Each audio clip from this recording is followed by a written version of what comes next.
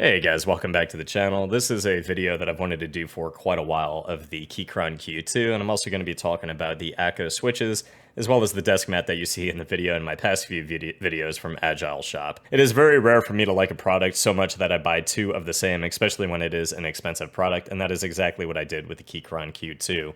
It is a CNC aluminum case, and I think it is absolutely beautiful in person. The metallic finish almost comes off with the way the light hits it at different angles, almost like a color shift, and I think it is one of the most visually pleasing boards I have seen to date in person. The board does come with screw-in stabilizers that come pre-lubed, and the default stabilizers actually aren't that bad. To give you guys a sound test of the stabs out of the box on the steel plate,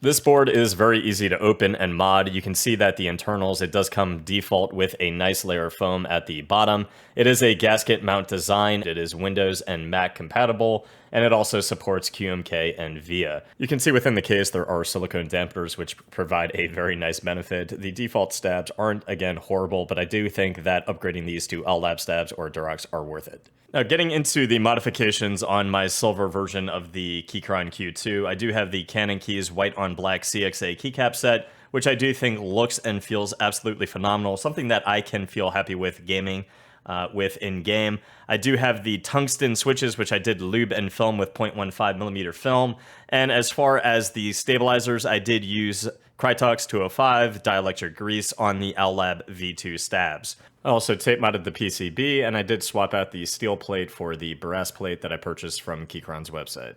To give you guys a sound test of the silver version of the keyboard,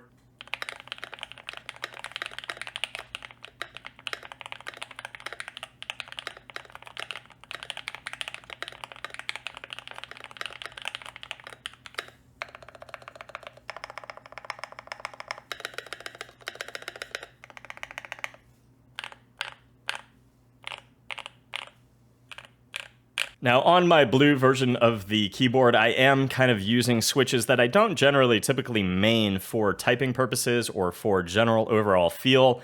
For general overall feel, I'm all about linear gang. I don't really use tactile switches for a typing experience, but for a gaming experience, the Akko Lavender purples with an operative force at 36 grams.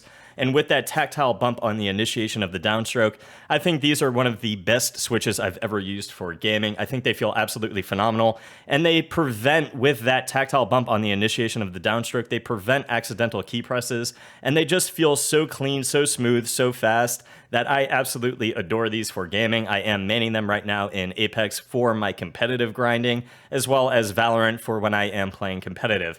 Yes, I can play perfectly fine on the Tungsten switches that I lubed and filmed. They feel great in game. I love using my silver keyboard while playing games as well. But my choice for competitive purposes alone would be the Akko Lavender purples. Again, one of the best switches I have used.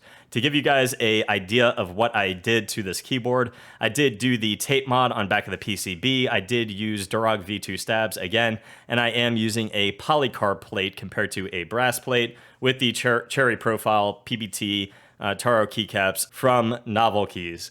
To give you guys a sound test of the blue version of the board with those Akko Lavender purples,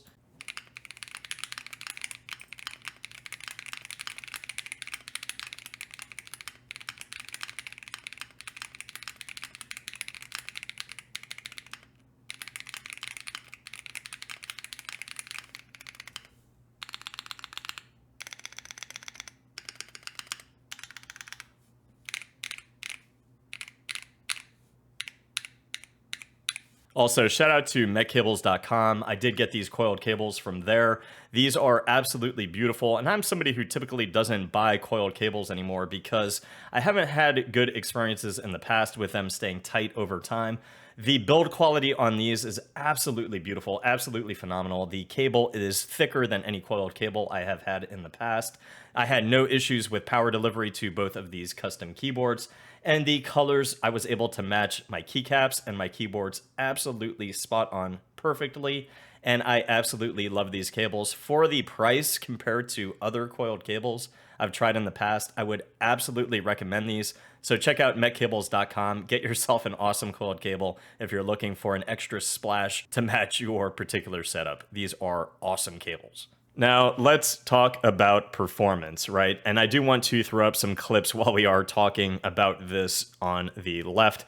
The clips will be from Valorant as well as Apex Legends, two games that I think require quite a bit of movement and quite a bit of attention to detail as far as how you are jiggle peeking corners, how you are moving to avoid incoming damage, and how you are peeking to provide damage without taking incoming damage, right?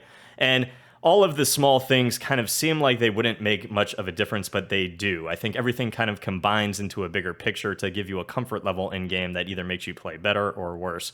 And what I am referring to is the texture on the keycaps, the type of switch you're using, how fast it is to actuate, and whether or not it feels comfortable to you. For instance, these Tungsten switches have quite a bit of vertical play and horizontal wiggle, which I don't think necessarily feels good in-game at all compared to the Akko Lavender switches, which again, I do prefer for specifically gaming purposes.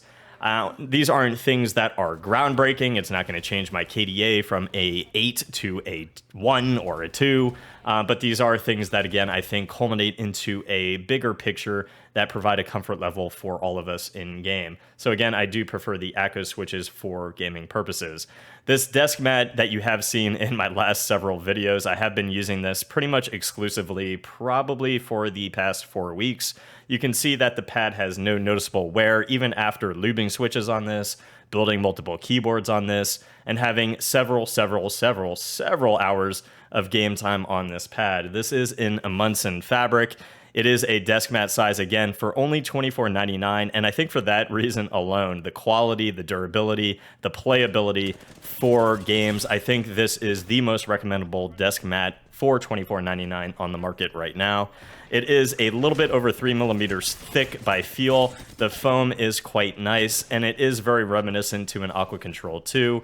If you guys want to see kind of speed comparisons to different pads, you can look at my Aqua Control 2 Sakura video to kind of get a sense of how fast or how slow this pad is. But I can say that this pad with glass skates, although it is a bit on the speedier side, it is definitely a very balanced feel in terms of controllability. It does have a bit of abrasiveness to it, and you are able to have a very nice level of stopping power on the pad, which I think is great in games like Valorant as well as Apex Legends. Again, I would definitely put this with glass skates over balanced, more in the territory of speed. With PTFE skates, I would definitely say it becomes a little bit more balanced, but overall a very good pad. Definitely a desk mat on the market that I would be able to say to anybody that you could perform at your best level if you like those attributes as far as the speed level and the texture of the pad. Definitely something that is in my top recommendations for a mouse pad today.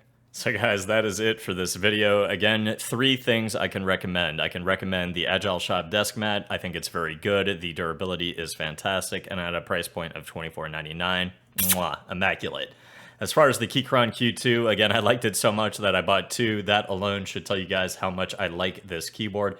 I think the typing experience is fantastic. There is so much modability you can do to this, including buying a FR4 plate, polycarb plate, brass plate, aluminum plate off their website, depending on what sound preference you prefer. It is hot swappable. You can get any switch you want.